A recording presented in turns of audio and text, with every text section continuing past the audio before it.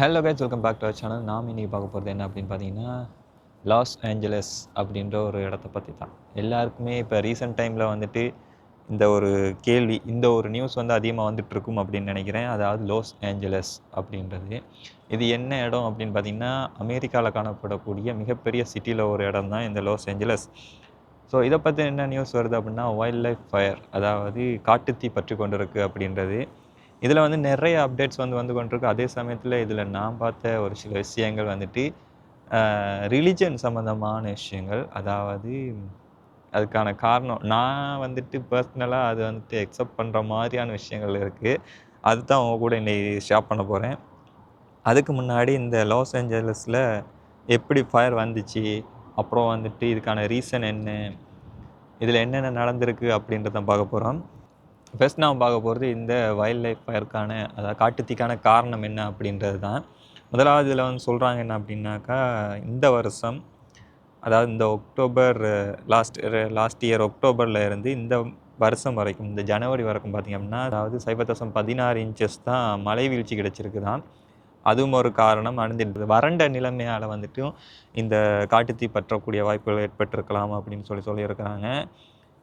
அதாவது Los Angeles அப்படின்றது தான் ரொம்ப பெருசாக பேசப்பட்டு கொண்டிருக்கு. ஆனால் இது வந்துட்டு கலிஃபோர்னியா மாநிலத்தில் லாஸ் ஏஞ்சலஸ், அதாவது கலிஃபோர்னியாவில் கிட்டத்தட்ட 6 வைல்ட் ஃபயர்ஸ் வந்துட்டு ஏற்பட்டு கொண்டிருக்கு. அதில் வந்துட்டு மிக முக்கியமாக பேசப்பட்டு கொண்டிருக்கிறது தான். கூகுள் மேப் ஓப்பன் பண்ணிக்கோங்க. கூகுள் மேப் ஓப்பன் பண்ணதுமே உங்களுக்கு ரைட் சைடில் வந்துட்டு ஒரு பாக்ஸ் மாதிரி ஒரு இது ஒன்று இருக்கும். அதை கிளிக் பண்ணிக்கோங்க. அதில் வந்து வைல்ட் ஃபயர்ஸ் அப்படின்னு சொல்லிட்டு ஒரு ஆப்ஷன் இருக்கும். அதை கிளிக் பண்ணிக்கோங்க. கிளிக் பண்ணதுக்கப்புறம் நீங்கள் ஜஸ்ட்டு ஜூம் அவுட் பண்ணிட்டு அப்படியே நீங்கள் வந்துட்டு ஒரு லொக்கேஷன், அதாவது உலகத்தில் இந்த கூகுள் மேப்பை பொறுத்த வரைக்கும் கூகுள் மேப்பில் எங்கே போனாலும் அங்கே எங்கெங்கெல்லாம் காட்டுத்தீ இருக்கோ அதை வந்துட்டு நீங்கள் பார்த்துக்கொள்ள இயலும். அதே மாதிரி நம்ம வந்து லாஸ் ஏஞ்சலஸ் அப்படின்ற ஒரு இடத்துக்கு போகிறோம். இந்த பலிஷேட்ஸ் ஃபயர் அப்படின்றது தான் வந்துட்டு ரொம்ப பேசப்பட்டு கொண்டிருக்கிறது.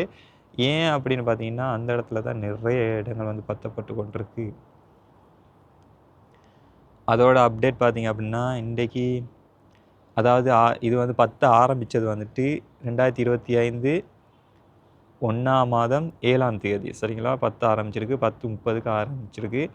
லாஸ்ட் அப்டேட் வந்துட்டு 1ஆம் மாதம் 11:04 AM காலையில். அதாவது இது வந்துட்டு கலிஃபோர்னியா லாஸ் ஏஞ்சலஸோட டைம் பீரியட் அதை சொல்லிகிட்டு இருக்கேன். Under investigation. ஏன் பத்துச்சு அப்படின்றதுக்கான காரணம் தேடிக்கொண்டிருக்காங்க அப்படின்னு போட்டிருக்குது.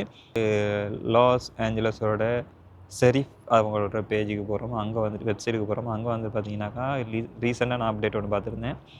அதாவது 2025 1ஆம் மாதம் 10ஆம் தேதி பின்னேரம் 5 மணிக்கு, அதாவது இது அதாவது கலிஃபோர்னியா லாஸ் ஏஞ்சலஸோட டைம்.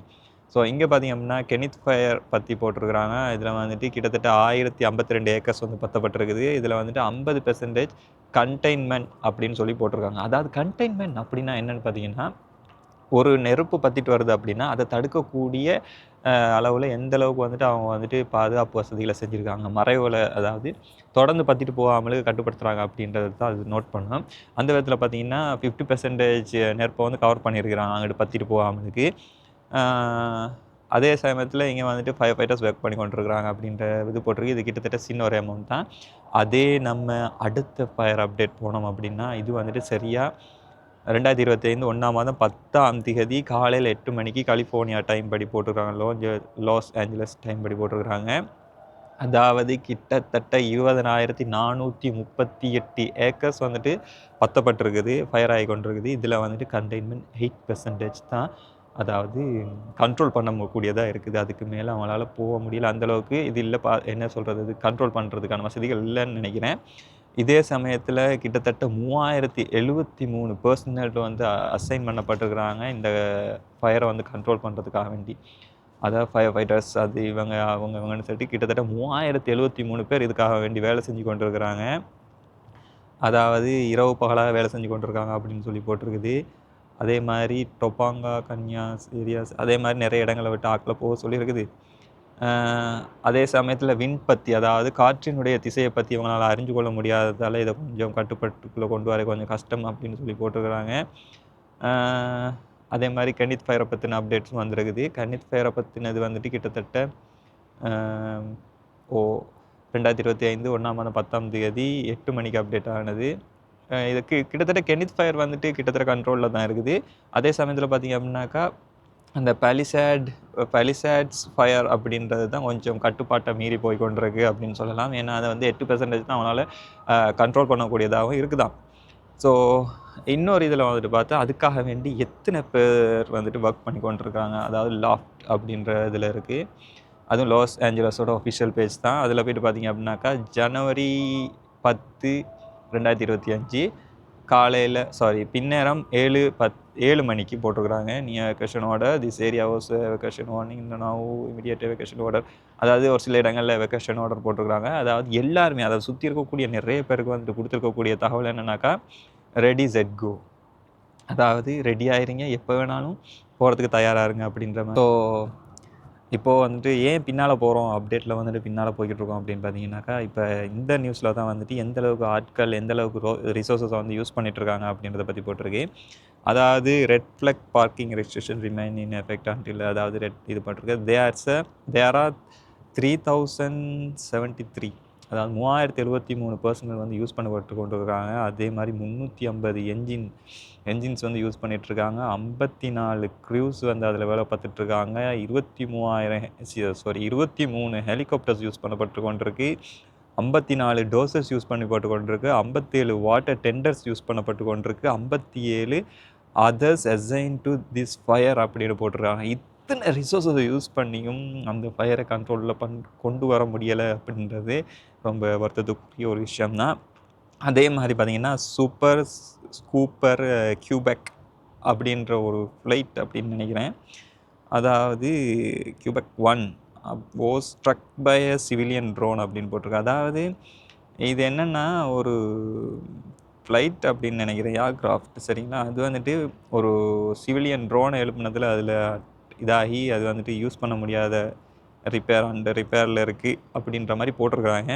ஸோ இந்தளவுக்கு ரிசோர்ஸை யூஸ் பண்ணியும் அதை வந்து கட்டுப்பாட்டுக்குள்ளே கொண்டு வர முடியலை அப்படின்றப்போ ரொம்ப ஒரு கவலைக்குரிய ஒரு விஷயம்தான். அதே சமயத்தில் இந்த மாதிரி ஒரு ஃபயர் இப்போ தான் ஃபஸ்ட் டைம் நடக்குதா அப்படின்ற ஒரு கேள்வி உங்களுக்கு நடக்கும். நிறைய பேர் வந்துட்டு ப்ரோ இது வந்துட்டு காசாவில் வந்துட்டு ஏற்பட்ட பாதிப்புக்கான ஒரு ரீசன்னா அதை வந்துட்டு அவங்க அந்தளவுக்கு செஞ்சாங்க, அதனால தான் வந்திருக்கு அப்படின்னு சொல்கிறாங்க. இதுக்கு நான் அப்புறமா வரேன். அதுக்கு முன்னால் இது என்ன அப்படின்னா அவங்க எல்லாருக்குமே ஒரு கேள்வி இருக்கும், இந்த ஒரு ஃபயர் மட்டும்தான் இங்கே நடந்திருக்கா அப்படின்ற ஒரு கேள்வி உங்களுக்குள்ளே இருக்கும். ஆனால் இதே மாதிரி கிட்டத்தட்ட 4 ஃபயர் வந்துட்டு அதாவது எங்கே லாஸ் ஏஞ்சலஸில் நடந்திருக்கு. அதில் ஒன்று பார்த்திங்க அப்படின்னா கிட்டத்தட்ட பெல் ஏர் ஃபயர் அப்படின்னு சொல்கிறாங்க. இது வந்து 1961 நடந்திருக்கு. கிட்டத்தட்ட 16,000 ஏக்கர்ஸ் வந்துட்டு எரிஞ்சிருக்குது. 50 வீடுகள் வந்து எரிஞ்சிருக்குது. அதே சமயத்தில்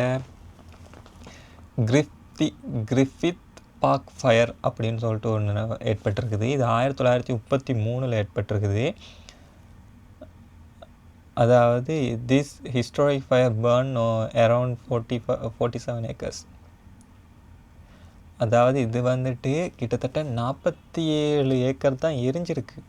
ஆனால் 29 பேர் இதில் வந்து இறந்துருக்குறாங்க அப்படின்றதால இது வந்துட்டு லாஸ் ஏஞ்சலஸ் ஹிஸ்ட்ரியிலேயே அதிகமான மக்கள் இறந்ததாக வந்துட்டு இந்த ஃபயர் வந்துட்டு பதிவாகிருக்கு. அதனால தான் அது வந்துட்டு பெருசாக பேசப்பட்டு கொண்டிருக்கு. நிறைய இடங்கள் எரியலை, 47 ஏக்கர் மட்டும்தான் எரிஞ்சிருக்கு. இருந்தாலும் 29 பேர் இறந்துருக்காங்க லாஸ் ஏஞ்சலஸ் ஃபயர் ஹிஸ்ட்ரியில். அதே மாதிரி ஸ்டேஷன் ஃபயர், அதாவது இது 2009 ஏற்பட்டிருக்கு. One of the largest fire in the Los Angeles County history, சரிங்களா. அதாவது ஹிஸ்ட்ரியிலே அது வளமையாக அது நான் சொல்கிறது தான். கிட்டத்தட்ட 1,60,000 ஏக்கர்ஸ் வந்துட்டு இருக்குது. எத்தனை ஏக்கர்? 1,60,000 ஏக்கர் 2009, சரிங்களா. இதில் வந்து பார்த்திங்க அப்படின்னாக்கா கிட்டத்தட்ட 2 பேர் தான் இறந்துருக்காங்க. அதுவும் ஃபயர் ஃபைட்டர்ஸ் மட்டும்தான் இறந்துருக்குறாங்க. அது மட்டுமா அப்படின்னு கேட்டிங்கன்னா அடுத்தது தான் நம்பர் 1 இருக்கிறது. அதாவது 2018 வருஷ இதில் ஓடல தான் 2018 ஏற்பட்ட ஊல்சே ஃபயர் அப்படின்றது தான். இதில் வந்துட்டு 97,000 ஏக்கர்ஸ் வந்துட்டு பற்றப்பட்டிருக்கு, எரிஞ்சிருக்குது. அதே மாதிரி 1,600 ஸ்ட்ரக்சர்ஸ் வந்துட்டு பாதிக்கப்பட்டிருக்கு, எரிஞ்சிருக்கு. அதே மாதிரி கிட்டத்தட்ட 3 பேர் இறந்துருக்குறாங்க. அதுக்கு அடுத்தபடியாக 2025 ஜனவரி 10ஆம் தேதி இப்போது பார்த்திங்கன்னா இந்த ஃபயர் ஏற்பட்டிருக்கு. இதோட பேர் வந்து பார்த்திங்கன்னா கென்னித் ஃபயர். அடுத்தது வந்துட்டு மொத்தம் கிட்டத்தட்ட நான் ஆல்ரெடி சொன்ன மாதிரி தான் 6 ஃபயர் இருக்குது. அதில் ஒன்று கென்னித் ஃபயர், அது 1000 ஏக்கர் மட்டுக்கு எரிஞ்சு கொண்டிருக்குது. அதே மாதிரி மற்றதோட பேர் தான், அடுத்ததோட பேர் தான் பலிசாட் ஃபயர். இதுதான் ரொம்ப பெரிய ஃபயராக இப்போ வந்து பேசப்பட்டு கொண்டிருக்கு. இது கிட்டத்தட்ட 20,000 ஏக்கர் மட்டுக்கு எரிச்சிருக்கு. இப்போ இதுக்கு முன்னால் நான் சொன்னதோடு நீங்கள் வந்துட்டு கம்பேர் பண்ணி பார்த்தீங்கன்னாக்கா இது சின்ன ஒரு அமௌண்ட் தான். சரிங்களா, 20,000 ஏக்கர்ன்றது சின்ன ஒரு அமௌண்ட் தான். இன்னமும் பற்றி கொண்டு இருக்குது அப்படின்றது இன்னொரு விஷயம். கிட்டத்தட்ட இது வந்துட்டு 4 இதில் என்ன பார்த்தீங்க அப்படின்னாக்கா, நான் இதோட ஃபோட்டோ போடுறேன், இந்தளவு பற்றிருக்கு அப்படி எந்தளவு தூரத்தை பற்றிருக்கு அப்படின்னு பார்க்கலாம். கிட்டத்தட்ட லாஸ் ஏஞ்சலஸோட கிட்டத்தட்ட முக்கால்வாசி பகுதி வந்து பத்திட்டு இருக்குது அப்படின்னு சொல்லலாம். இப்போதைக்கு வந்துட்டு இப்போ ரீசெண்ட் அப்டேட் வந்துட்டு பார்த்திங்க அப்படின்னா 21,595 ஏக்கர்ஸ் வந்து பற்றி கொண்டு இருக்குது. ஸோ பட்டுட்டு அப்படின்னு சொல்லலாம். அடுத்தது வந்துட்டு பார்த்திங்க அப்படின்னா இப்போ வாங்க ரிலீஜியஸ் சம்மந்தமாக நம்ம வந்து பேசலாம். அதாவது நிறைய பேர் என்கிட்ட வந்துட்டு சொன்னது, நிறைய நான் ஃபோட்டோஸ் வீடியோஸ்லாம் பார்த்தேன். என்ன அப்படின்னா, ப்ரோ காசாவில் வந்துட்டு அவங்க பண்ண அநியாயத்துக்கு தான் இங்கே வந்துட்டு நடக்குது அப்படின்ற மாதிரி நிறைய பேர் சொல்லியிருந்தீங்க. இதை எக்ஸப்ட் பண்ணலுமா அப்படின்னு கேட்டால் கிட்டத்தட்ட எக்ஸப்ட் பண்ணலாம். நான் இதுக்கப்புறம் போய்ட்டு ஒரு சில விஷயங்களை செக் பண்ணி பார்த்தேன். அப்போ எனக்கு கிடைத்த தகவல்கள் கொஞ்சம் வந்துட்டு என்னையே இருக்கலாமோ அப்படின்ற ஒரு எண்ணத்துக்குள்ளே கொண்டு போச்சு. ஏன் அப்படின்னு கேட்டிங்கன்னா, ஃபஸ்ட்டு விஷயம் சரிங்களா, அதாவது மிக முக்கியமான விஷயம் சரிங்களா, உலகத்திலேயே ஜூஸ் அதிகமாக வாழக்கூடிய இடம் அமெரிக்கா. சரிங்களா, அமெரிக்காலேயே ஜூஸ் வாழக்கூடிய அமெரிக்காலேயே பல மாநிலங்கள் இருக்குது. சரிங்களா, அதில் வந்துட்டு அதிகமாக வாழக்கூடிய இடம் வந்துட்டு ஜூஸ் வாழக்கூடிய இடம் வந்துட்டு நியூயார்க் சிட்டி. 2ஆவதாக இருக்கக்கூடிய இடம் தான் லாஸ் ஏஞ்சலஸ். என்ன ப்ரோ சொல்கிறீங்க அப்படின்னு கேட்டால், ஆமாம், லாஸ் ஏஞ்சலஸில் தான் அதிகமான 2ஆவது இடத்தை வந்து பெற்றுக்கொள்கிறாங்க. யார்? ஜூஸ் வாழ்கிறது. அதான் நியூயார்க் சிட்டியில் கிட்டத்தட்ட 9,60,000 ஜூஸ் வாழ்ந்து கொண்டிருக்கிறாங்க. லாஸ் ஏஞ்சலஸில் 5,13,200 பேர். இப்படி 5,13,200 பேர் வாழ்ந்து கொண்டு இருக்கிறாங்க. கிட்டத்தட்ட எனக்கு ஒரு டவுட் உண்டு, ஒருவேளை இருக்குமோ அப்படின்ற மாதிரி, ஒருவேளை இருக்குமோ அப்படின்ற மாதிரி இருக்குது. இருந்தாலும் அடுத்த எனக்கு கிடைத்த இன்னொரு தகவல் என்னைய வந்துட்டு இன்னும் கொஞ்சம் டவுட்டுக்கு உள்ளாகிச்சு. என்ன ப்ரோ அப்படின்னு கேட்டிங்கன்னா, அதாவது இஸ்ரேலுக்கு சப்போர்ட்டாக பேசிய நிறைய பேருடைய வீடுகள் வந்து அங்கே பத்தப்பட்டிருக்கு அப்படின்றது.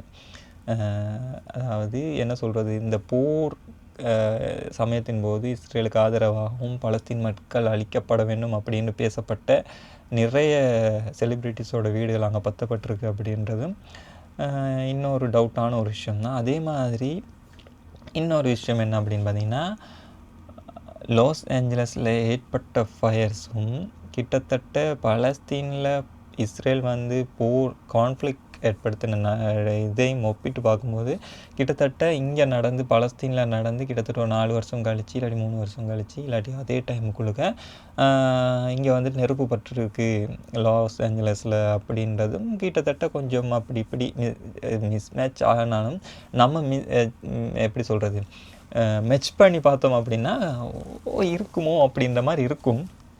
இருந்தாலும் இதை நம்ம ஒரு மத ரீதியாகவோ இல்லை வந்துட்டு ஒரு இது ரீதியாகவோ பார்க்காமலுக்கு ஒரு இயற்கை சீற்றமாக வந்து நம்ம பார்க்கலாம் மெயினாக. ஏன்னு சொன்னால் இப்போத்திய காலகட்டம் சரிங்களா.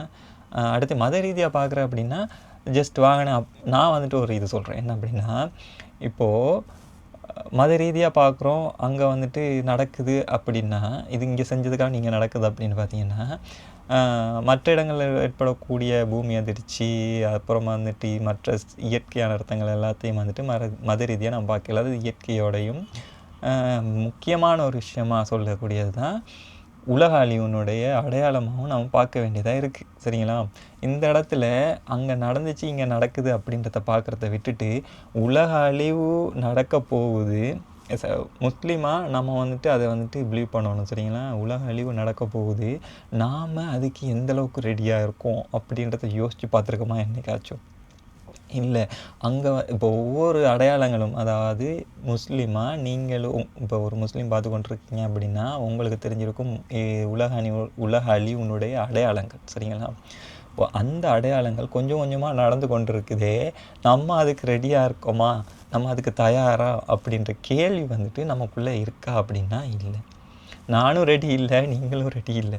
ஆனால் இங்கே நடந்துச்சு, அங்கே நடக்குது, அது அப்படின்றத விட்டுட்டு ஓகே இயற்கை அனர்த்தங்கள் அதிகமாக நடக்கும் அப்படின்றது வந்துட்டு இது உலக அழிவினுடைய அடையாளம், பாலஸ்தீனில் வந்துட்டு போர் நடக்கிறது உலக அழிவினுடைய அடையாளம், இதெல்லாத்தையும் பார்த்துட்டும் நம்ம இன்னமும் தீனையும் நம்மளுடைய இதுகளையும் வந்துட்டு இறை நம்பிக்கையை வந்துட்டு மேம்படுத்தி கொள்ளலை அப்படின்னா அது நம்மளோட தப்பு. சரிங்களா? அதனால் அங்கே நடந்துச்சே இங்கே நடக்குது அப்படின்றத விட்டுட்டு ஒரு இயற்கை அனர்த்தமாகவும் ஒரு நமக்கான ஒரு வார்னிங் ஆகும். சரிங்களா? நமக்கான ஒரு வார்னிங். எனக்கும் சரி, உங்களுக்கும் சரி, இந்த வீடியோ பார்த்துட்ருக்க யாராக இருந்தாலும் சரி, எல்லாருக்கும் இது வார்னிங்காக எடுத்து எல்லோரும் வாழ்க்கையில் திருந்தி மற்றவங்களுக்கு அநியாயம் பண்ணுறதை விட்டுட்டு, அடுத்தவங்களுக்கு பழி சொல்கிறத விட்டுட்டு, அடுத்தவனுக்கு குழி பறிக்கிறத விட்டுட்டு, நம்ம வேலையை நம்ம பார்த்து சிறந்த ஒரு மனிதனாக வாழ முயற்சி பண்ணுவோம். சரிங்களா? அதுதான் இப்போ இருக்கக்கூடிய மிக முக்கியமான ஒரு விஷயம் வந்து இந்த இடத்துல நம்ம எல்லாருமே புரிஞ்சு கொள்ள வேண்டிய ஒரு மிக முக்கியமான ஒரு விஷயம்தான் உலக அழிவு அப்படின்றதும், இந்த இயற்கை சீற்றங்கள் வந்துட்டு இயற்கை எந்தளவுக்கு மாறிக்கொண்டிருக்கு, இப்போ டைமிங் வந்து எந்தளவுக்கு மாறிக்கொண்டிருக்கு அப்படின்றது வந்துட்டு உங்களுக்கு தெரிஞ்சிருக்கும், புரிஞ்சிருக்கும் அப்படின்னு நினைக்கிறேன். அதே மாதிரி எல்லாத்தையும் நம்ம இது ஒப்பிட்டு பேசுகிறத விட்டுட்டு என்ன அப்படின்னா, அதுக்கான ஏற்பாடுகளை வந்து நம்ம தயார் செஞ்சு கொள்ளணும் அப்படின்றது என்னோட ஒரு இது என்ன சொல்கிறது கருத்து. இப்போது நம்ம பார்க்குறோம், நம்ம கண்ணால் பார்க்குறோம் நிறைய இடங்களில் வெள்ளம், வந்துட்டு இயற்கை அனர்த்தங்கள், வெள்ளம், பூமி அதிர்ச்சி, காட்டுத்தீ.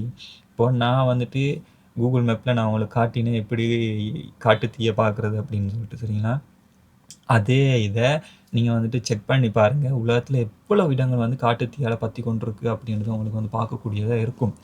ஸோ அந்த இதில் நீங்கள் போய் பார்க்குறீங்க அப்படின்னு பார்த்தீங்கன்னா, சரிங்களா, உலகத்தில் வந்துட்டு நிறைய இடங்கள் வந்துட்டு காட்டுத்தீயால், அதாவது இயற்கை அனர்த்தால் பற்றி கொண்டிருக்கு அப்படின்றது மிக முக்கியமான ஒரு விஷயம். நம்ம இன்னும் வந்துட்டு அதுக்கு ரெடியாக இருக்கோமா அப்படின்றத வந்து யோசிச்சு கொள்ளணும். இப்போ எங்கே என்ன நடக்குது, இப்போ இலங்கையை பொறுத்த வரைக்கும் அன்னைக்கு வெள்ளம் அப்படி இப்படின்னு சொல்லி, இந்தியாவை பொறுத்த வரைக்கும் வெள்ளம் அப்படின்றது. அதே மாதிரி நேபாளில் கிட்டத்தட்ட 7.1 ரிக்டர் வந்துட்டு பூமி அதிர்ச்சி ஏற்பட்டுருச்சு. அதே மாதிரி அரபு உலகம், இந்த மிடில் ஈஸ்ட்டை பொறுத்த வரைக்கும் நிறைய பூமி அதிர்ச்சிகள் வந்து ஏற்பட்டுச்சு கிட்டத்தட்ட போன வருஷத்தில். அது எல்லாமே நமக்கு வந்துட்டு ஒரு அடிப்படையான தகவலை சொல்லுது. என்ன அப்படின்னா, எல்லோரும் ரெடி ஆகிக்கோங்க. எல்லாத்துக்குமே ரெடியாக இருக்கணும். ஒவ்வொரு செயலுக்கும் வந்து நம்ம ரெடியாக இருக்கணும். அதனால் எல்லாத்துக்குமே ரெடியாக இருங்க. சரியா? இயற்கை அனர்த்தத்துக்கு எல்லாத்துக்குமே ரெடியாக இருங்க. வெள்ளம் வந்தால், பூமி அதிர்ச்சி வந்தால், காட்டுத்தீ வந்தால் அப்படின்னு. இப்போது சில பேர் சொல்லுவாங்க, எங்கள் ஊரில் இப்போ எங்களோட ஊரில் இப்போ நான் இலங்கையில் ஒரு இடத்துல இருக்கேன்னு வைங்களேன், கடற்கரை ஓரத்தில் இருக்கேன்னு வைங்களேன், நான் வந்துட்டு சொல்ல இல்லாது இப்போது ஏதோ ஒரு இயற்கை அனர்த்தம் வராது. சரிங்களா? கடற்கரை ஓர பிரதேசத்தில் இருக்கேன். நான் வந்துட்டு சொல்கிறேன், எங்கள் ஊரில் எங்கேயா வெள்ளம் வரப்போகுது, அவ்வளோ மண் இருக்குது இழுத்துருவோம்னு சொல்லிட்டு சொல்ல இல்லாது. ஏன்னா 2-3 தடவை வந்திருக்கு வெள்ளம். சரிங்களா? அதே மாதிரி வேறு இயற்கை அனர்த்தங்களும் வரலாம். காற்று, என்ன சொல்கிறது, சூறாவளி அந்த மாதிரி எதுவும் வரலாம். அதே மாதிரி நான் வந்து உள்ளுக்கு இருக்கேன், நாட்டு உள்ளுக்கு இருக்கிறேன், உள்பகுதியில் இருக்கேன், எனக்கு என்னடா வரப்போகுது அப்படின்னு சொல்ல இல்லாது. ஏன்னா அங்கே வந்துட்டு கிட்டத்தட்ட எங்கள் ஊருக்கு பக்கத்தில் வந்துட்டு லைட்டாக பூமி ஷேக் ஆகிடுச்சு. சரிங்களா? ஆட்டம் ஒன்று காட்டிச்சு. அதே மாதிரி வெள்ளம் வர்றதுக்கான வாய்ப்புகள்லாம் அதிகமாக இருக்குது, கிட்டத்தட்ட வந்துட்டு போயிருக்குது. சரிங்களா? இந்த மாதிரி ஒவ்வொரு இடத்துலையும் நம்ம எங்கே இருக்கோம் அப்படின்றத பொறுத்துட்டு எங்களுக்கெல்லாம் இதெல்லாம் வராதுப்பா அப்படின்னு சொல்ல முடியாது. நீங்கள் எந்த இடத்துல இருக்கீங்க அப்படின்றத பொறுத்து நீங்கள் அதுக்கு ஏற்ற செயற்பாடுகளை, இப்போது நாட்டுக்கு மத்திய பகுதியில் இருக்கீங்க அப்படின்னா உங்களுக்கு வெள்ளம் ஏற்படுறதுக்கான வாய்ப்பு இருக்குது. அதே மாதிரி மலைப்பாங்கான பிரதேசங்கள் இருக்கீங்கன்னா மண் சரிவு ஏற்படுறதுக்கான வாய்ப்புகள் அதிகமாக இருக்குது. அந்தந்த இடங்களுக்கு ஏற்ற மாதிரி என்னென்ன இயற்கை அனர்த்தங்கள் வரும் அப்படின்னு தெரிஞ்சுக்கிட்டு அதுக்கு ஏற்பாடாக சரியாக நீங்கள் வந்து தயாராக இருக்க வேண்டும். அப்படின்றது தான் இப்போத்தைய சுச்சுவேஷனோட மிக முக்கியமான ஒரு தகவலாக இருக்கும். அதே மாதிரி மதத்தோடு நம்ம ஒப்பிட்டு பேசுகிறதுக்கு முன்னாடி நாம் வந்துட்டு அதுக்கு தயாராகும் அப்படின்றது தான் என்னோடய கருத்து. நிறைய பேர் சொல்லுவீங்க நீ எப்படி சொல்லுவ அப்படின்னு சொல்லிட்டு. நான் வந்துட்டு ஆக்சுவலி எனக்கு என்னையோட பழகிறவங்க என்னை பற்றி என்னோட பழகினவங்க நிறைய பேருக்கு தெரியும் நான் எந்தளவுக்கு வந்துட்டு சப்போர்ட் பண்ணினேன் அப்படின்னு சொல்லிட்டு பலஸ்தீனுக்கு. இருந்தாலும் அங்கே நடந்துச்சு இங்கே நடக்குது அப்படின்றது வந்துட்டு ஆமாம் சீரியஸாக இருக்குது, நான் இல்லைன்னு சொல்லலை. ஆனால் அதுக்கு முன்னாடி நம்ம எந்தளவுக்கு தயாராக இருக்கோம் அப்படின்றத ஏற்றுக்கொள்ளணும் சரிங்களா. அதை பார்த்துட்டு அந்த என்ன சொல்கிறது பாலஸ்தீனில் நடக்கிறத பார்த்துட்டு அமைதியாக இருந்த பல நாடுகளுக்கு பல தீங்குகள் நடைபெற்று கொண்டிருக்கு அப்படின்றது உங்களுக்கு தெரியலனாலும் நான் பார்த்துருக்கேன், நிறைய நியூஸை பார்த்து கொண்டிருக்கிறேன். அது நீங்கள் உள்ளே போய் பார்த்தீங்க அப்படின்னா அடி இப்படியெல்லாம் செஞ்சானுங்க அதுக்கு தான் அனுபவிக்கிறானுங்க அப்படின்றது வந்துட்டு உங்களுக்கு விளங்கும். இருந்தாலும் நம்ம வந்துட்டு தயாராக இருக்க வேண்டியது அடுத்த இப்போ நம்ம வந்துட்டு பேசுகிறோமே தவிர்த்து இப்போ நான் வீடியோவில் வந்து பேசுகிறேன், பலஸ்தீன் சப்போர்ட்டாக பேசுகிறேன். ஆனால் நான் எதாவது செய்யணுன்னா அப்படின்னா பேச மட்டும்தான் செய்கிறேன். அந்த அடிப்பில் பார்த்தா நானும் ஒரு குற்றவாளி தான். நான் இறங்கி இல்லை இப்படி செய்கிறது தப்பு அப்படின்னு சொல்லிட்டு ஸ்ட்ராங்காக ரோட்டில் இறங்கி போராடுறேன் அப்படின்னா நான் அதுக்காண்டி ஒரு உரிமை குரலை கொடுக்குறேன் அப்படின்றத அர்த்தம். அப்படி பேசலை அப்படின்னா நானும் ஒரு குற்றவாளி தான்.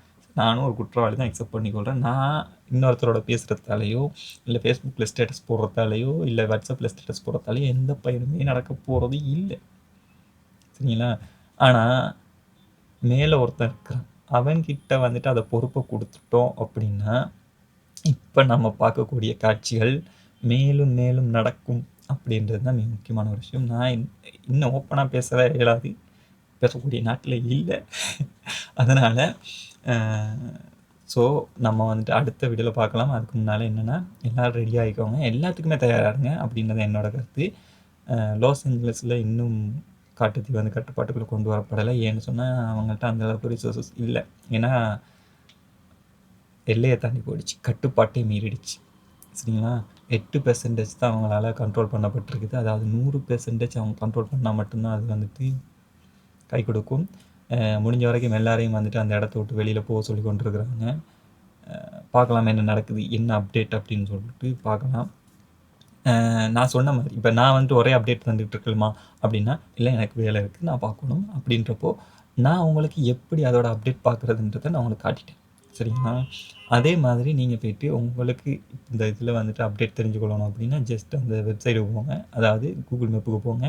அதில் போனீங்கன்னா அந்த பேர் இருக்குது தானே, நான் சொல்லியிருப்பேன், பேர் மறந்து போச்சு. இப்போ அந்த பேரை கிளிக் பண்ணிங்க, கெனித் அப்படின்றது இன்னொன்று பல அப்படின்னு ஒரு பேர் ஒன்று இருக்குது. அதை கிளிக் பண்ணிங்க அப்படின்னாலே அதில் வந்து நிறைய வெப் பேஜ் வரும். அதில் வந்து அந்த பேஜை கிளிக் பண்ணாலே அந்த வெப் பேஜை கிளிக் பண்ணாலே உங்களுக்கு இப்போ என்ன அப்டேட் அப்படின்றத நீங்கள் பார்த்துக்கொள்ளணும். ஸோ அந்த மாதிரி நீங்கள் செக் பண்ணிக்கோங்க. அடுத்த வீடியோவில் பார்க்கலாம். அடுத்த வீடியோ வந்துட்டு இதை பற்றின அப்டேட் வருதா இல்லாட்டி வேறு அப்டேட் வருதா அப்படின்றத பார்க்கலாம். ஸோ நன்றி பார்த்ததுக்கு. இதில் உங்களோட கருத்தை வந்துட்டு கீழே கமெண்ட் பண்ணுங்கள். நான் என்ன சொல்கிறது, கண்டிப்பாக நீங்கள் வந்துட்டு எனக்கு கமெண்ட் பண்ணணும் அப்படின்றது கிடையாது. உங்களுடைய மைண்ட் செட் எப்படி இருக்குது, இதை பற்றி நீங்கள் என்ன நினைக்கிறீங்க அப்படின்றத கீழே கமெண்ட் பண்ணுங்கள். நான் அடுத்த வீடியோ சந்திக்கிறேன். The deal isn't done before I take office, which is now going to be 2 weeks, all hell will break out in the Middle East. Wake up to reality.